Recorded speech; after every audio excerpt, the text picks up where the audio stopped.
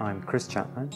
I'm an associate tutor in the area of spirituality, and I also help with some online retreats, virtual retreats and courses for St. Augustine's.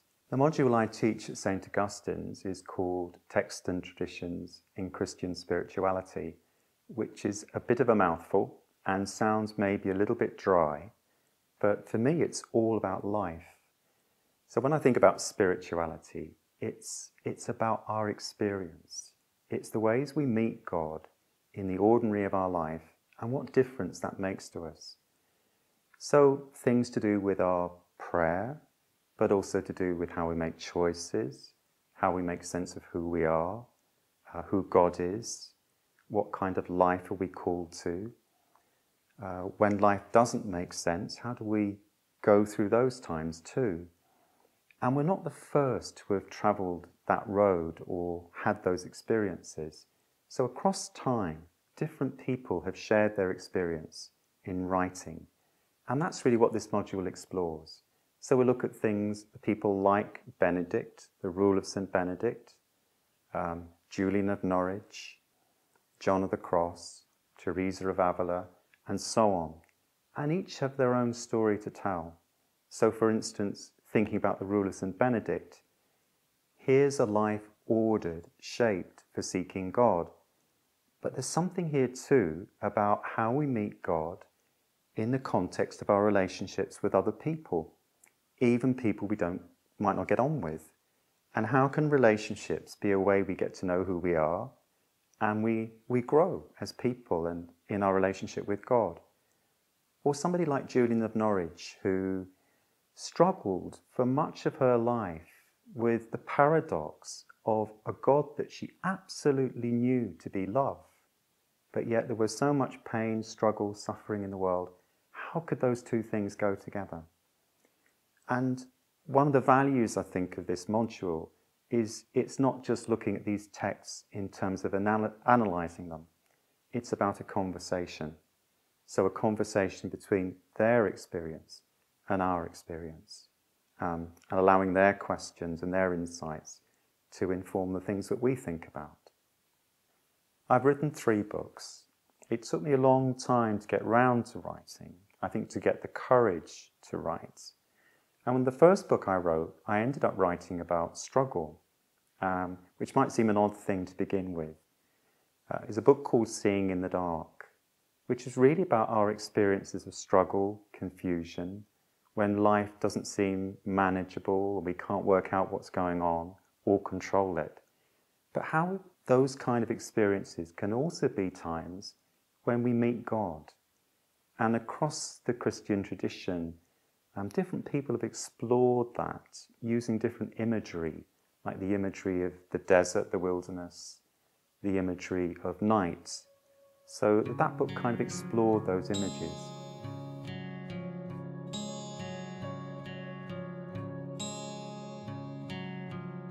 One of the gifts of studying spirituality and looking back at what people have experienced and written about in the past is we begin to see things from fresh perspectives, like looking at our garden from a neighbour's upstairs window. You're looking at the same thing, but it seems different. You see things you hadn't done before. I think that goes with what John of the Cross has to say about meeting God in darkness. We're not really at home often in darkness, because darkness is about not being able to see, not being able to comprehend. Perhaps this period of time of COVID very much feels like a time of darkness. But John of the Cross says that darkness is necessary for our life in God. He talks about 3 different types of darkness. The first, he said, is letting go of our appetites.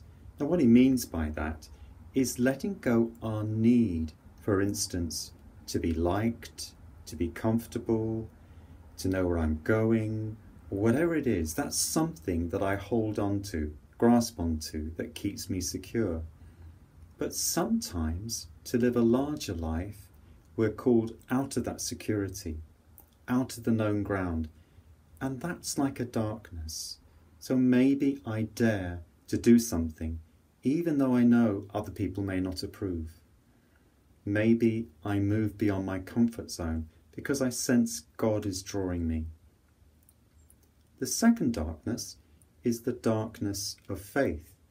Now, we think about faith often as certainty, but for John, faith was about a trust, a letting go to God, or a stepping out in response to God's invitation, even when you couldn't see whether it was safe to do so, even when perhaps in your heart you doubted.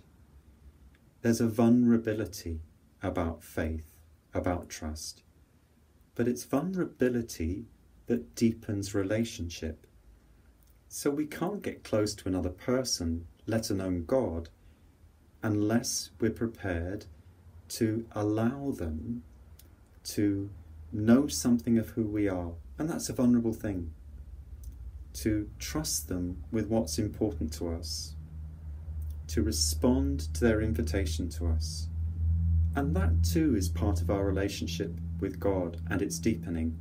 And situations like this where we can't manage what's happening completely, at times perhaps when the invitation is there to move more deeply into God. It's a darkness of faith. The third darkness is the darkness of God. That seems odd. We think about God as a God of light.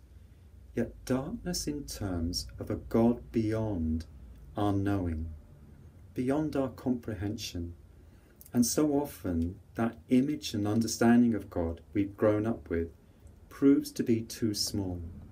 That was the experience of the disciples, where what Jesus said continually challenged their understanding.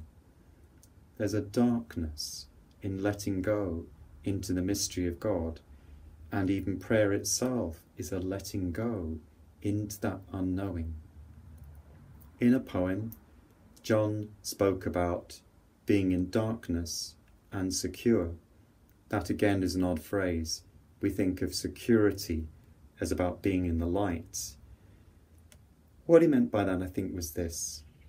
There's one security that comes from being in your comfortable place, from things going your way, from being able to control and comprehend. Yet that security is a limited one. It only lasts for when you're in that safe space. The deeper security is to let go into a love that holds you whatever is happening. So perhaps in this darkness, this is the invitation from God that we might receive and respond to.